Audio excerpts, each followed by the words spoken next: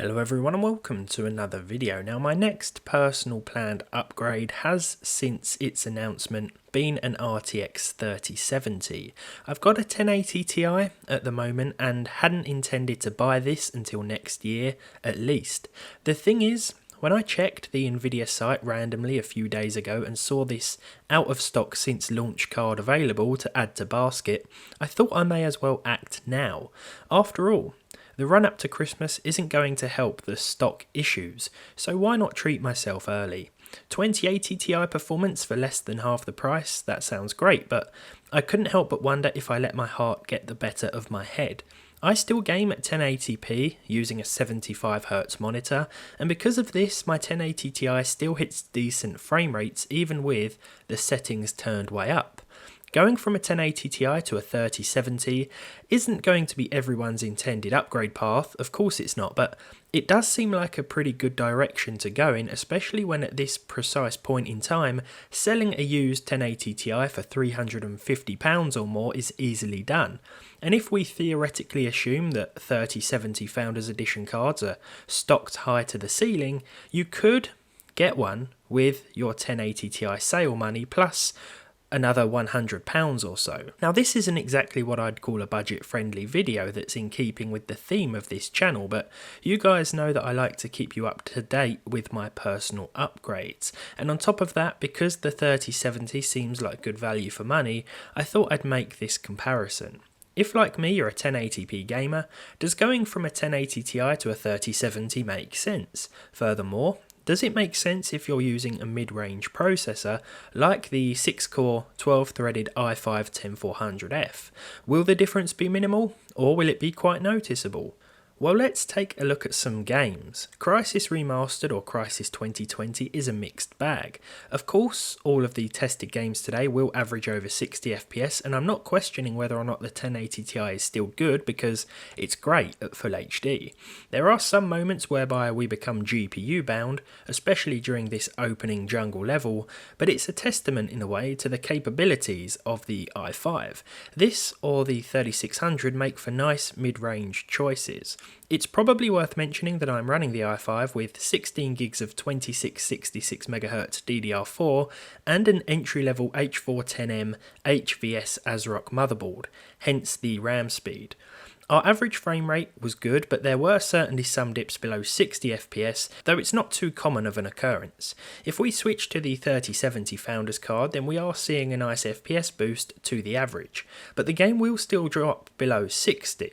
This could be due to the way that the game utilises the processor, in that it's not very good at it, as I do usually see some stutter with a range of PC hardware and this game. The thing is, and it's worth repeating, the 1080 Ti is still really good, especially at 1920 by 1080.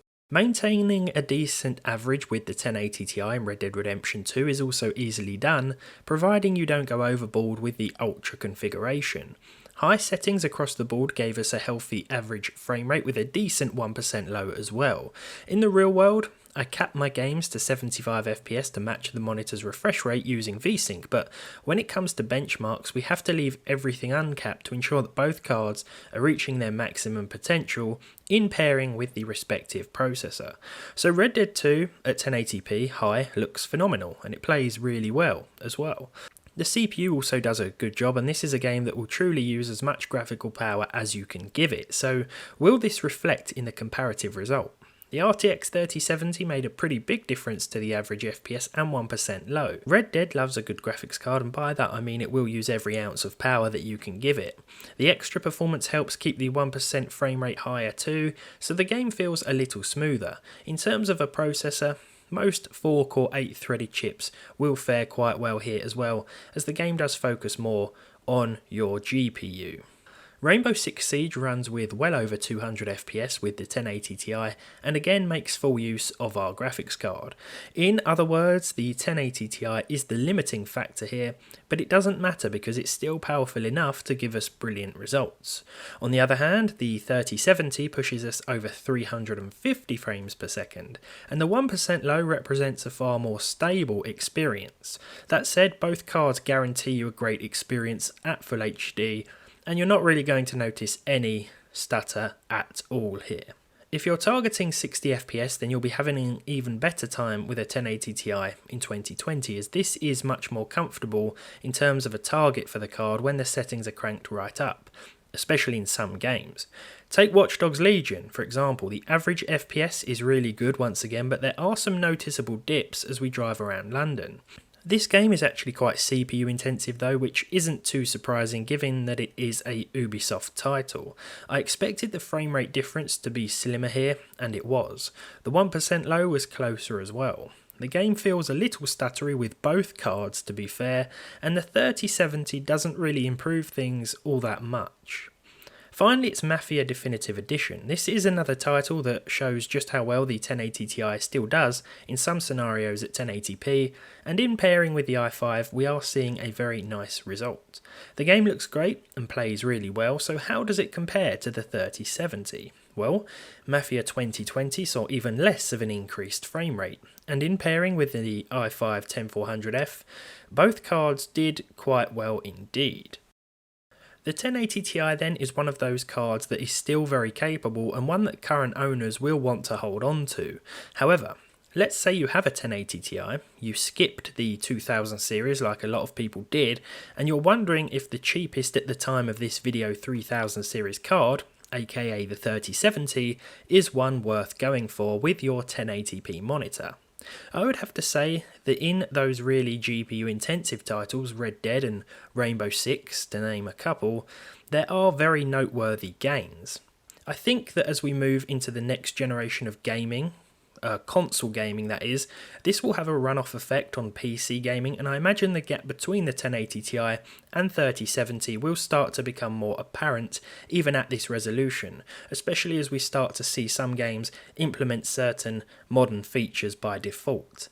This has been an exclusively gaming based comparison, so we haven't gone into the extra features and things of the newer card. One thing is for sure though, if you game at 1080p and you have a GTX 1080 Ti hooked up to a 60 or 75Hz monitor, you've not got much to worry about yet. It's still an awesome GPU.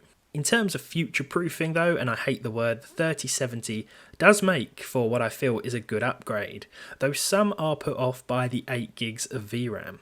There's also the whole issue with the stock thing, so look at it like this. If you have a 1080 Ti now, you really want to upgrade, but you have a 3070 in mind and there's no stock anywhere, you could hold on to that card for at least another few months and be very happy with it, I think. And when the 3070 eventually makes its way back onto the market, just upgrade then and sell your 1080 Ti for what I'm sure will be a pretty good price.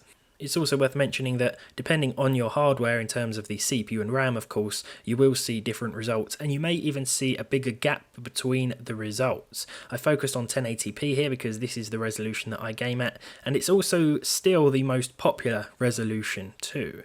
Anyway, that's it for this video. Thank you very much for watching. If you enjoyed this video, leave a like on it down below. Leave a dislike if you didn't. Let me know your thoughts on the 3070 and whether or not you have a 1080 Ti. Let me know if you'll be upgrading to this card or something completely different. If you haven't subscribed to this channel yet, feel free to click that big red button now, and hopefully I'll see all of you in the next one.